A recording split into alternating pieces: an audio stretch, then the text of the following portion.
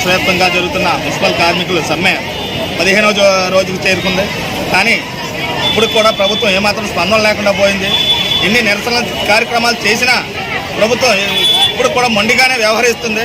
కానీ ఏంటంటే మా సమస్యలు ఏవైతే ఉన్నామో కనీస వేతనం 26,000, అలాగే హెల్త్ అలవెన్స్తో పాటు బేసిక్ పెంచమని అడుగుతున్నాం. అంతే తప్ప మేమేమి గొంత కోరికలు అడుగుతలేదు.